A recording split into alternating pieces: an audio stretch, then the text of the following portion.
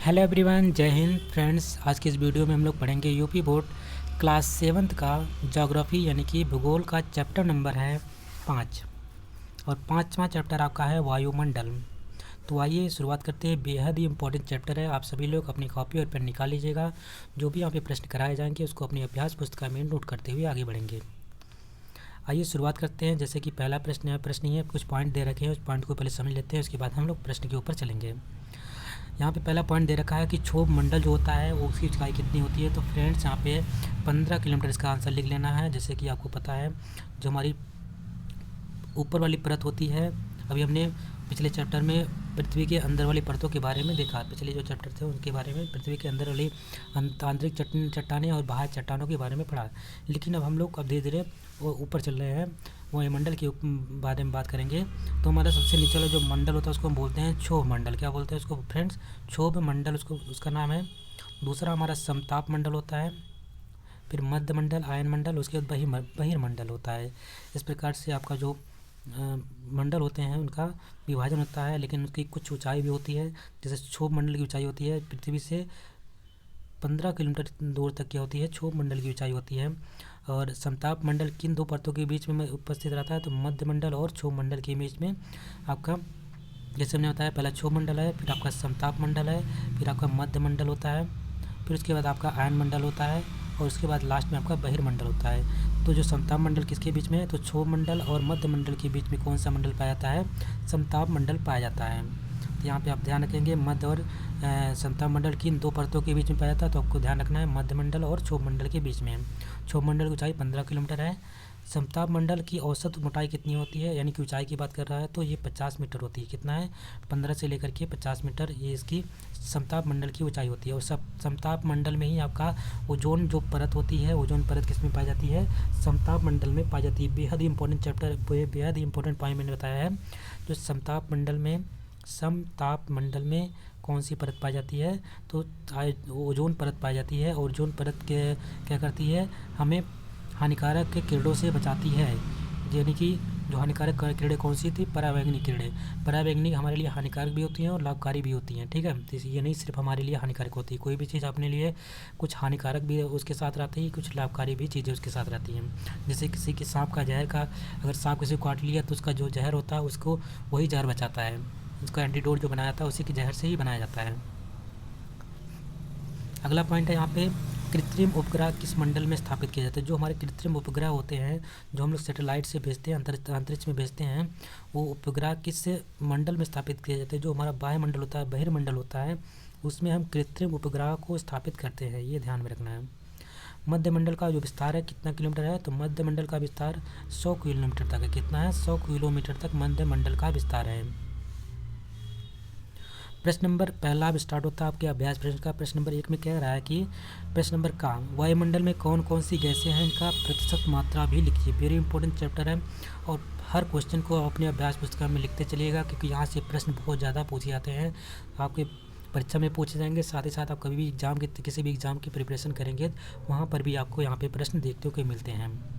तो जैसे यहाँ पे दे रखा है वायुमंडल में कौन कौन सी गैसें हैं, इनका प्रतिशत मात्रा क्या है? तो ध्यान में रखना है, वायुमंडल में नाइट्रोजन है, ऑक्सीजन है, बहुत सी गैसें हैं, लेकिन आपको मेनली कौन कौन से पढ़ने हैं? वो पढ़ने हैं नाइट्रोजन के बारे में पढ़ना है, ऑक्सीजन के बारे में पढ़ना है, कार्बन डाइऑक्साइड के बारे में। तीन को आपको जानना बहुत ज़रूरी है। कौन कौन इनकी प्रतिशत मात्रा कितनी होती है उसके बारे में आपको जानना ज़रूरी है। तो आइए जानते हैं। सबसे पहले वायुमंडल में सबसे अधिक मात्रा में क्या पाया जाता है? 78% क्या पाया जाता है? आपका नाइट्रोजन है। फिर 21%, लगभग 21% है, 20 दशमलव समथिंग है, लेकिन आपको लगभग मानना है 21% आपका ऑक्सीजन होता है। CO2 यानी कार्बन डाइऑक्साइड की मात्रा कितनी होती है? 0.03%, ये कार्बन डाइऑक्साइड की मात्रा। लेकिन यहाँ पे क्या क्या लिखा है उसके बारे में थोड़ा हम लोग पढ़ लेते हैं। जैसे वायुमंडल में सबसे अधिक मात्रा में क्या पाया जाता है? नाइट्रोजन 78% है, ऑक्सीजन 21% पाई जाती है। शेष जो 1% गैस होती है उसमें क्या होता है? कार्बन डाइऑक्साइड होता है।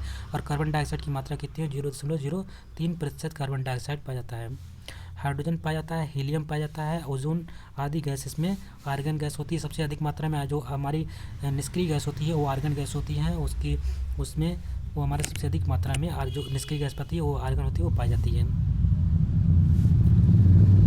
प्रश्न नंबर नेक्स्ट है, प्रश्न नंबर खा में कह रहा है कि वायुमंडल का हमारे लिए क्या महत्व है, जो वायुमंडल होता है हमारे लिए क्यों महत्व होता है, इसके बारे में आपको लिखना है। तो उत्तर में लिखेंगे वायुमंडल हमारे जीवन के लिए निम्नलिखित महत्व है, हमारे जीवन में इसका बहुत ही महत्वपूर्ण स्थान होता है। पहला पॉइंट हम लोग देखेंगे, वायुमंडल में उपस्थित जो ऑक्सीजन होता है ना, उससे हम क्या लेते हैं, सांस लेते हैं। अगर ये हमारा ऑक्सीजन ना हो और ये जिससे हम सांस नहीं ले पाएंगे। और ऑक्सीजन का कार्य दूसरा क्या होता है, ये दहन के लिए यानी कि आग जलने के लिए, दहन के लिए भी सहायक होता है। अगर ये ऑक्सीजन ना हो तो हम आग ना जला पाएँ, और जो हमारे जो खाना पीना जो बनाते हैं ना, वो कभी खाना पीना बन ही नहीं पाए। जब आग ही नहीं जलेगा तो बनेगा कहाँ से, ठीक है। तो 2 पॉइंट सबसे पहले हो गए, जो ऑक्सीजन हमारे वायुमंडल में ऑक्सीजन होती है और ऑक्सीजन का हम श्वसन में इसका इस्तेमाल करते हैं। सेकंड पॉइंट आपको ध्यान रखना है, ऑक्सीजन किसके लिए और उत्तरदायी होता है, जो दहन क्रिया होती है आग जलने में भी सहायक होती है। अगर यह ना हो तो आग जलेगा नहीं कभी भी। सेकंड पॉइंट यहाँ पे ध्यान रखेंगे आप लोग। सेकंड पॉइंट है, इसमें उपस्थित कार्बन डाइऑक्साइड से पेड़ पौधों का विकास होता है, जिससे हम अपनी आवश्यकताओं की पूर्ति करते हैं। और जो कार्बन डाइऑक्साइड जो वायुमंडल में रहता है, वो कार्बन डाइऑक्साइड कहाँ से मिलता है पेड़ पौधों को, वो मनुष्य जब श्वसन की क्रिया करता है, जब सांस बाहर निकलता है तो कार्बन डाइऑक्साइड गैस बाहर निकलता है और ऑक्सीजन गैस लेता है। तो ये जो कार्बन डाइऑक्साइड की मात्रा होती है किसके लिए लाभकारी होता है, ये पेड़ पौधों के लिए लाभकारी होता है, क्योंकि ये पेड़ पौधे श्वसन के रूप में इस्तेमाल करते हैं।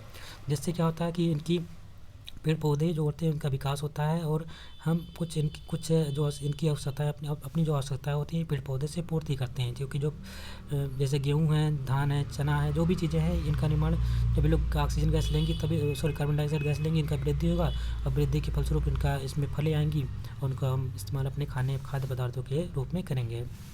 पॉइंट नंबर 3 है, उपस्थित जलवाष्प के संघनन के फलस्वरूप बादल बनते हैं, जिससे वर्षा होती है। जो जलवाष्प रहते हैं वायुमंडल में, उससे क्या होता है कि इसका संघनन होता है। जब संघनन होता है तो फिर क्या होता है, तो संघनन के फलस्वरूप जो बादल संघनन के फलस्वरूप हमारे बादल का निर्माण होता है, और जब बादल का निर्माण होता है तो उससे क्या होती है, वर्षा होती है। वर्षा जब होगी तो क्या होती है, हमारे जो पानी की कमी होती है उसको पूर्ण किया जाता है वर्षा से। और सबसे शुद्ध जल जो होता है हमारा वर्षा का जल होता है, जिसको हम अशुद्ध जल के नाम से जानते हैं। किसके नाम से जानते हैं, अशुद्ध जल के नाम से हम इसको जानते हैं, ठीक है। अगला प्रश्न है प्रश्न नंबर 4, अगला पॉइंट है इसमें पॉइंट नंबर 4 है। चौथे पॉइंट में बोला गया है वायुमंडल की एक परत जो ओजोन है, जो सूर्य से आने वाली हानिकारक यानी पराबैंगनी, इसको हम अल्ट्रावायलेट रेज कहते हैं, यूवी रे कहते हैं, किरणों को पृथ्वी पर आने से रोकती हैं। तो वायुमंडल में एक परत पाई जाती है जो समताप मंडल के जस्ट ऊपर होती है, उसको हम बोलते हैं ओजोन लेयर, ओजोन परत, उसको मोत्री से रिप्रेजेंट करते हैं। और ये ओजोन जो लेयर होती है वो क्या करती है, सूर्य से आने वाली जो हानिकारक गैसें होती हैं, कौन सी होती हैं, हानिकारक किरणें होती हैं, उन किरणों से क्या करती हैं, हमें बचाती हैं, जिसको हम क्या कहते हैं, अल्ट्रावायलेट रेज कहते हैं या पराबैंगनी किरणें कहते हैं। यानी पराबैंगनी से किरणों से बचाव कौन करता है, उसको ध्यान रखना है, ओजोन लेयर करता है। ओजोन लेयर किससे मंडल में स्थित रहता है, वेरी इंपॉर्टेंट क्वेश्चन है, हमेशा पूछा था ओजोन लेयर किस मंडल में, किस मंडल में है, तो आप ध्यान रखेंगे समताप मंडल में है। किसमें है, समताप मंडल में ओजोन लेयर पाया जाता है। प्रश्न नंबर गा में पूछा जा रहा है कि वायुमंडल की विभिन्न परतों के नाम लिखिए। तो वायुमंडल के कौन कौन से परत हैं उसके बारे में आपको लिखना है। शुरुआत में बता दिया, सबसे नीचे वाला परत हमारा क्या होता है, क्षोभ मंडल होता है, क्षोभ मंडल सबसे नीचे वाला है। फिर हमारा समताप मंडल आता है, समताप मंडल सेकंड हमारा लेयर है समताप मंडल। थर्ड हमारा जो लेयर होती है वो हमारा क्या होता है फ्रेंड्स, जैसे कि मध्य मंडल है। फिर उसके बाद जो फोर्थ जो लेयर आता है क्या होता है, आयन मंडल कहलाता है। कौन सा मंडल कहलाएगा, आयन मंडल कहलाएगा। और जो लास्ट वाला लेयर होता है उसको हम बोलते हैं फ्रेंड्स, वो हमारा क्या कहलाता है, बहिर्मंडल या बाह्य मंडल। क्या कहेंगे, बाह्य मंडल या बहिर्मंडल कहेंगे। तो ये आपकी कितनी लेयर हैं इसके बारे में आपको ध्यान में रखना है।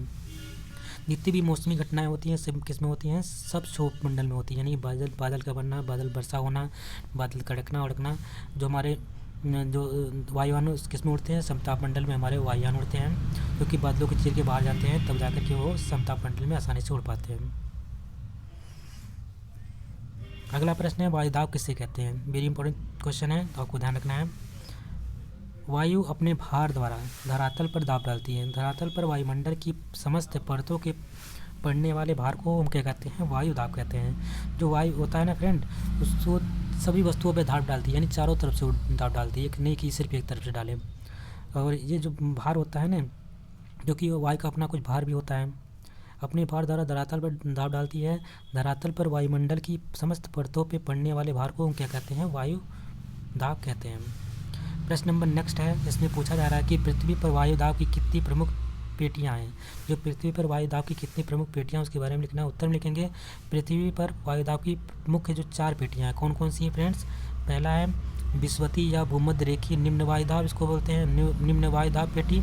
दूसरा है उपोष्ण उच्च दाब पेटी। तीसरा है उपध्रुवी निम्न दाब पेटी। चौथा है ध्रुवी उच्च दाब पेटी है, यानी 2 ध्रुव से है, एक उपध्रुव है, एक ध्रुवी है। 2 आपका विषुवत से है, एक भूमध्य रेखीय या विषुवत से, और दूसरा आपका उपोष्ण उच्च दाब पेटी। ठीक है, एक निम्न है, एक उच्च है। अगला है प्रश्न नंबर 4। प्रश्न नंबर 4 में पूछना है संघनन किसे कहते हैं, इसके कौन कौन से रूप हैं। तो उत्तर में लिखेंगे ताप के घटने पर, जो ताप अगर घटता है तो जलवायु का जो जल होता है, जलवायु का जल के रूप में बदलना ही क्या कहलाता है? संघनन कहता है। जो जलवायु का जलवाष्प रहता है हमारा किस में बदल जाता है? जल के रूप में बदल जाता है, इसको हम क्या कहते हैं? संघनन कहते हैं। इसके रूप हैं जैसे कि ओस, पाला, कोहरा, बादल और वर्षा। ये सब किसके रूप फ्रेंड्स उदाहरण है? संघनन के उदाहरण है। जब ताप जब घटने लगती है तो जो जलवाष्प होता है, जलवायु होता है, जलवायु जो जलवाष्प होता है वो किस में कन्वर्ट हो जाता है? जल के रूप में बदलने लगती है। और ये बदलने की क्रिया का हमारा क्या कहलाती है? संघनन कहलाती है।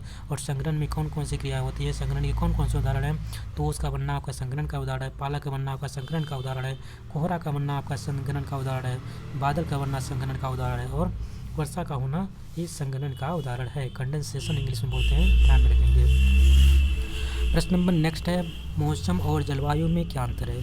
तो आपसे पूछा जा रहा है मौसम और जलवायु में क्या अंतर है। तो पॉइंट आपको उत्तर में लिखना है पल पल,